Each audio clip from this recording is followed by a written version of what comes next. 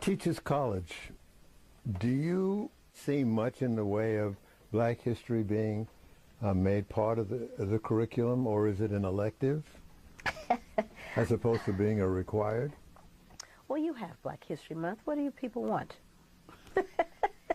I think it's a notion. I think black history and the studying of black history is sort of like a notion. Wouldn't that be nice? What if we did? What if we did have black history and we studied it? I don't believe that it is taken seriously in terms of curricular materials. And in fact, I think it's avoided.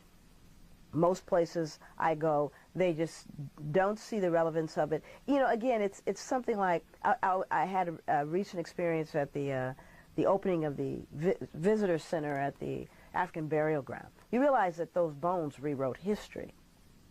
They really did. Because they told on us, in the sense that, you know, when we think of enslavement or slavery, you think about the South, those people in the South. All 13 colonies had slavery, including New York. And so, are they going to change the textbooks to be reflective of that? Or are they going to say, oh yeah, and by the way, there's a burial ground, as though it is a separate experience, an anomaly that we don't have to take any real focus on? Do you see what I'm saying? If you look at that burial ground, you learn how we lived and how we died, which is not recorded in the halls of universities, you see. So that requires that we take that information and then infuse it into education.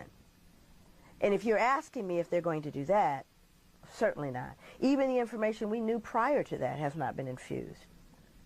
It's not been infused. The whole period of enslavement, the Middle Passage, the Walk of Sorrow, the numbers that died en route to the slave castles. Do you think they're going to infuse that into our curricular materials?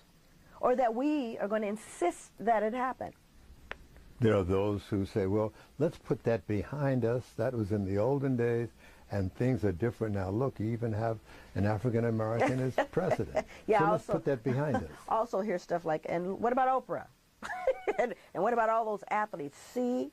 And what you have to do, you know, and again, I guess sometimes people respond emotionally. I don't. I kind of respond very pragmatically to that. And I ask them, with the advent of the election of a black president, if you will, did somehow the overrepresentation of African Americans and Latinos in the criminal justice system, did they go away? Did it even decrease? As a result of the advent of this great historical moment, has there been a change in health disparities, in the poverty index? Has there been, do you see what I'm saying? So it's almost like a nonsensical thing to say to me, because those institutions that have historically been racist and biased and oppressive continue. The federal government said it twice themselves. They said, oh yeah, we've oppressed you for a long time during enslavement. We oppressed you after enslavement, hence Jim Crow, and we continue to oppress you. That's why they apologized. However, it was an apology that was empty, because it had no meat to it. So yeah, we oppressed you before, we're going to oppress you some more, and we're going to try not to oppress you as badly. But essentially, there's no meat to it. There's nothing to suggest that change has happened. And so I think for people who want to quickly put it behind them, let's get to that point. We don't need to look at that. And I've looked at that phenomenon. Or why don't you leave? They don't tell anyone else to do that.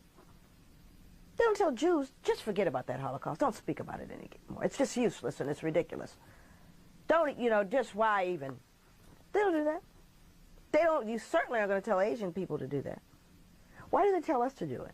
And I'll tell you my assessment of why that is. Because when we pull back the covers on us, we pull back the covers on other folks. So we rewrite European history as well. We rewrite our perceptions of those founding fathers and our perception of our inherent humanity, our willingness to embrace and our inclusivity, as it were. Somehow it throws a rock into that glass house, and you begin to realize that things weren't as they were written in the text. Not just about you, that black person, but about you, that white person. That's where the rubber meets the road. And we're not getting ready to let Timmy and Lil Sue find out what folks were really about and what they really did. That's where you're going to see the resistance and the pushback, because it's not about you seeing you. It's about everyone seeing everyone.